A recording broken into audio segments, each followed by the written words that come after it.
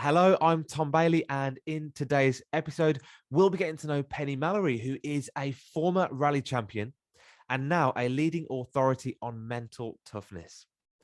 Penny is a TEDx speaker and delivers keynotes, webinars, workshops, and coaching to help individuals, teams, and organizations to develop their confidence, commitment, focus, and determination. So, Penny, hello, and a very warm welcome to today's episode.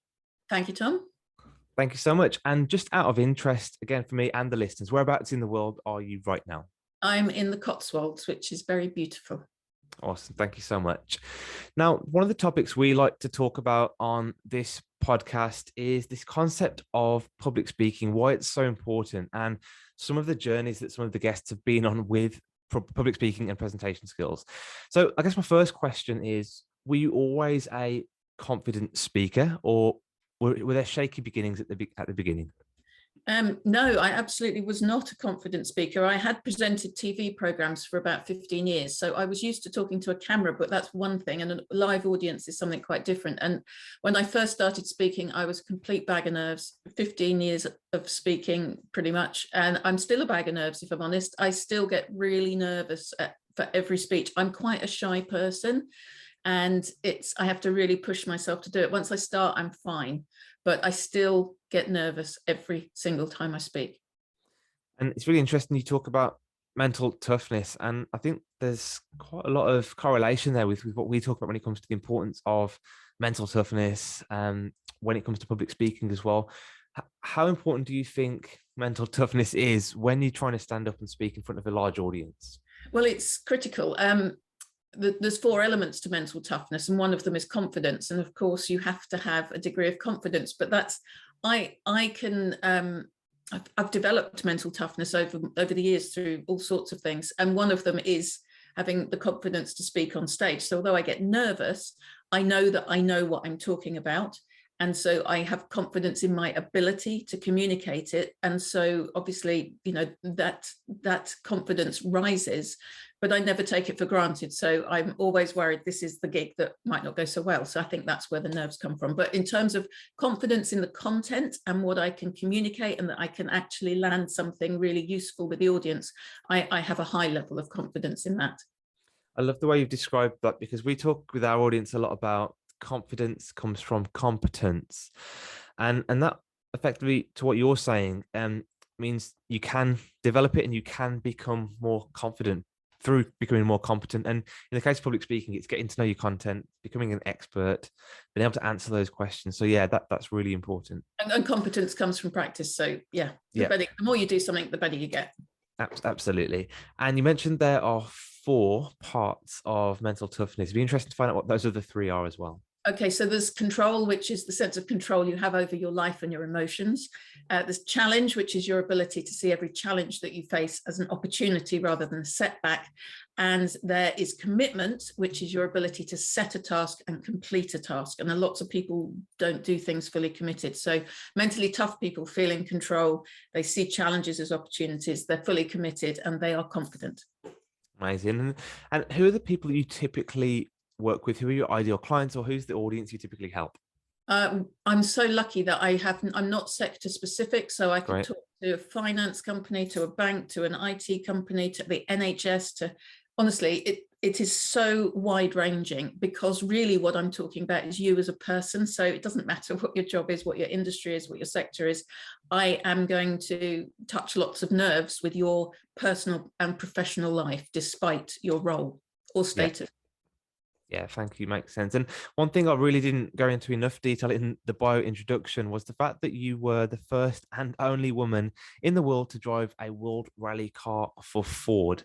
Has a lot of your mental toughness come from that, or have you had to develop it after being a rally driver? Yes. So when you introed me, you said I was a world champion. I wasn't a world champion, but I was the first woman in the world to drive this particular car. And I don't know if you have any experience in motorsport, but it's a tough game, and it's not an easy ride. And I had to develop massive mental toughness. I didn't know that's what I was doing 2 years later when I discovered, what mental toughness is. but yeah, I mean, you have setbacks every day. You have crashes, and you have teams leaving, and teams wanting you, and sponsors pulling out. You have to learn to bounce back very quickly from every setback. And so without me realizing, I was developing enormous mental toughness. And of course, when you're driving, you've got to be fully committed. You've got to be confident. It applies, inside the car as well as outside of the car. Yeah, really, really, really important, and lots of lessons that you've learned from there, I'm sure, can be applied into business as well. Yeah. Because again, we're talking a lot about public speaking and presenting skills. I know you've done a TEDx talk, but you've also delivered facilitated workshops as well. For those people that want to do a TEDx talk or even a TED talk one day, and what are the kind of core skill? What's different about a TEDx talk that you'd really like to share with the audience? Yeah, and that's such a good question, because when I was invited, which you have to be invited to talk, and I thought, heck, how am I going to get my 45-minute down to 18? I've got to leave out so much stuff, and it's really important. So I think it's having a really clear message. I think it's very easy to sort of cover lots of things, but having one message that you want to land with the audience, I think, is the answer. If you can define what the one message is that you want to convey, and then your talk can come from that. But it's got to have a beautiful structure. It's got to make sense. It's got to have some ups and some highs and lows. It's got to have lots of elements of a short story. But the viewer at the end has got to be in no doubt whatsoever what the message was. Yeah, I think that's really important, and it's a great skill to be able to condense. Yeah. But also important because I think we've heard a lot about people's attention spans are decreasing, and people just want the key takeaways, really. So if you can do that, I think that's a really critical skill, because maybe gone are the days when someone can sit down and listen to somebody talk at them for 2-3 hours without getting distracted by social media and everything else. Yeah. So yeah, really, really important skill. Now, with our audience, with this podcast, we talk to people at both ends of the scale, from petrified of public speaking, can't see themselves ever doing it, to at the other end, people who are speaking but can't wait to get paid to speak. They're trying to figure out a way to monetize it. So let's go to the start of the scale and talk about those people who are petrified. They can't see themselves ever doing it, but really want to. Mm-hmm. What advice would you give either to a young Penny or to somebody just starting out? Okay, so if I knew now what I knew when I started, I'd have had a different and faster track to my speaking career. So I think there is only one answer to this, and you have to have a great speech. You're only going to get booked again if your speech was good. Mm-hmm. You can only charge decent money if your speech is good. And I think that's the difficulty when you start, is that you don't know what's good until you've done it lots of times and worked out. And so it's almost inevitable you will have a rocky start, because you're unlikely to get it bang on at the beginning. And again, having a very clear message. It's got to have, ideally a bit of humor, a bit of, keeping people on the edge of their seats, some unexpected stuff. It's got to have all those elements. And that does take years to develop. But having the clear message, just as with a TEDx, is, I think, super important. You've got to be a confident speaker, because if you're not, at least you've got to look confident, because the audience aren't going to trust you if you look nervous and you're talking quickly. You've got to instill a sense of, I'm an expert, I've got something I can share with you. So to not appear nervous, I think, is super important. And if you're good, you will get booked again. And you are only going to get good by doing it many, many, many times. And I've been I think my first speech was sort of 15 years ago. I now speak 3 times a week, probably, maybe sometimes more.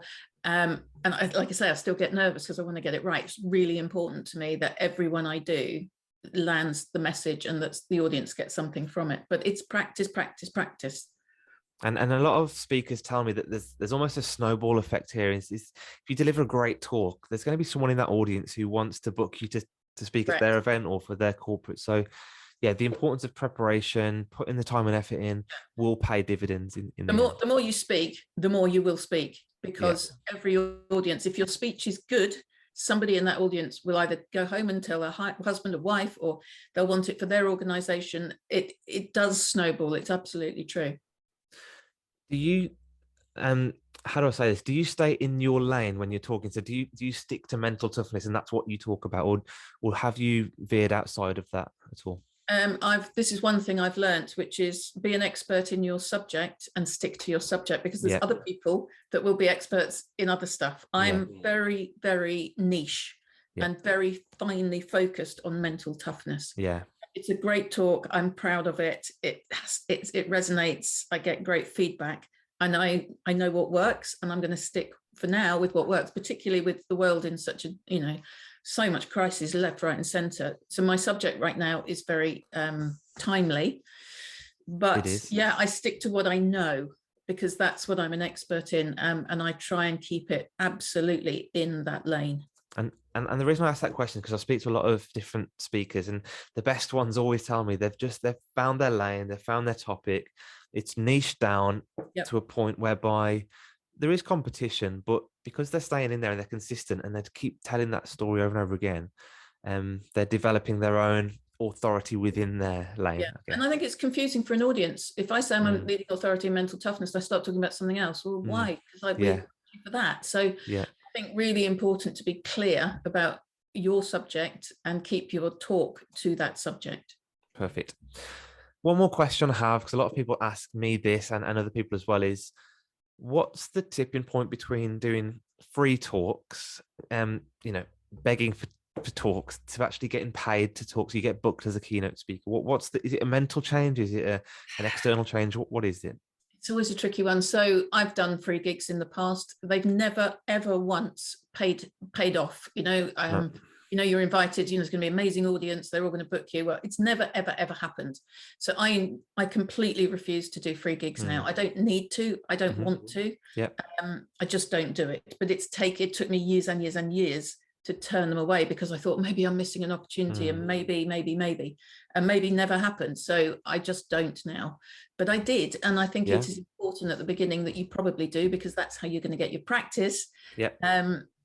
And being able to refine your talk. So I think at the beginning, 100% do it, and you can creep the fee up, 500 quid, whatever, £1,000, until you feel really confident. And then hopefully you're in a position where you're going to get booked more anyway, because you're good, and then your fee will naturally rise. Yeah, I love that. One final question before I let you go is, the world has changed, or had changed significantly due to the global pandemic, with public speaking conferences closing down for about 1 or 2 years. How did you have to transition during that period, and have you learned anything which you've now taken forward? So when COVID hit, every single job I had was cancelled. I had no work, no income, and I was thinking, what the hell am I going to do? As I'm sure of many, many other people were. When people suggested virtual conferences, I thought that'll never work. And of course, I do them all the time now. So I learned very quickly what camera, what microphone, to get a decent background, to get the technical stuff working really well, because it makes me look more professional. And then I just slightly reworked my talk to work online, and I can do it with interaction. I can do it with Q&A. I can do it all sorts of ways now. It was a steep learning curve, and the technology makes me so nervous. I'm a speaker. I'm not an IT person. So that's the bit that sort of catches, it still catches me out, when the line goes and you just drop out of the call and it's horrendous. Unfortunately, there's not much we can do about that. So yeah, I think the tech side of it was a massive learning curve. Lots of tweaks with the speech, and now my virtual one, I'm very proud of. So yeah, I think for everyone, it's been a bit of a new experience. Yeah, and I think you're all right. It's really important to get a handle on the tech, unless you can afford to have an in-house technical team at your house all the time, which nobody really wants to do that. And you really do need to understand how the camera works, the lighting, the mic. It's all really important. It's worth really investing to get it right. And make such a difference. It is, absolutely. Brilliant. And I'm going to ask one last question. If somebody wants to book you as a speaker, or if they want to find out more about you, where should they go? pennymallory.co.uk, and there's a contact form, and there's hopefully everything you would need to know, but you can call me, you can email me, and you can get in touch with the contact form. Excellent. Penny, thank you so much again for your time today. I really, really appreciate it. No problem, Tom.